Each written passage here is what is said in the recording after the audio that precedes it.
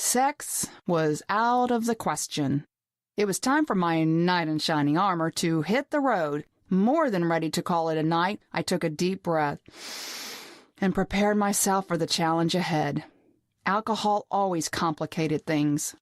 Convincing my suitor it was time for him to leave worried me just a bit. From across the room, I could see that he hadn't moved, not even an inch.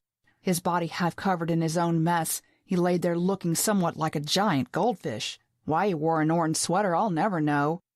For a moment, I just stood there watching him, picking at my fingernails. I needed a plan. I doubt that a simple approach would work. He didn't appear to be the kind of guy that woke up easily. The occasional wheezing snort followed by deep, long gasps gave it away. Definitely a heavy sleeper. Other than a few odd twitching motions, he looked dead. "Hey!" I shouted across the room. Unlikely as it was, I hoped my high-pitched voice would startle him just enough that he would wake. After a few minutes, it was clear. I had just one option. So I tightened my towel, making sure it was snug and covering all the important parts, then made my way across the room. "Excuse me." I balanced myself on one foot while nudging him with the other, but still, there was nothing. He just laid there. Again, I did my best impersonation of a tightrope walker. I balanced myself, poked at his inflated belly, and waited. Other than an unsettling groan and what sounded like a fart, he just laid there. My subtle efforts thwarted, I gave up and decided on a more direct approach. Ice-cold water was a sure thing. I stood there, my bare feet fighting against the cold floor, my wet hair chilling me to the bone as I patiently waited for the oversized plastic cup to fill. Pouring water all over my floor wasn't ideal, but considering the alternative, I didn't have much to lose. After what seemed like forever, I was ready to put my new plan into action. Without an ounce of patience, I traipsed back to my sleeping prince, a trail of tiny puddles behind me. "Prince Charming!" I shouted as I tipped the cup and dumped its ice-cold contents all over him. "Wake the fuck up!" "What the hell?" He woke from his slumber. His arms flailing around made him look like he was having some kind of fit. I snickered for a second, but thankfully it worked.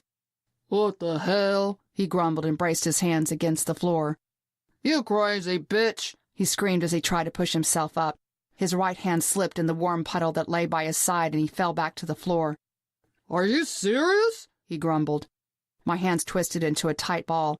I wanted to give him a good old-fashioned punch in the face. "Get out! Get out now!" I towered over him, hoping he was a bigger wimp than me. Sometimes a girl just has to fake it. "Whatever," he said, flopping around like a fish out of water. It was a tiny bit of justice watching him roll around in his own vomit.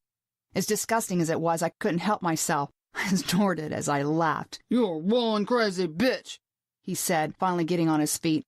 The fact that he looked a lot like a toddler taking their first steps was worth all my trouble. Oh, thank God. He was out. I reached for the door and swung it closed as fast as I could. Damn it! My nose crinkled. The odor was horrible. I dropped my towel into the puddle and made my way to the kitchen. There had to be something to help with the smell. It didn't have to be much. Anything would be better than nothing. What are you doing with your life?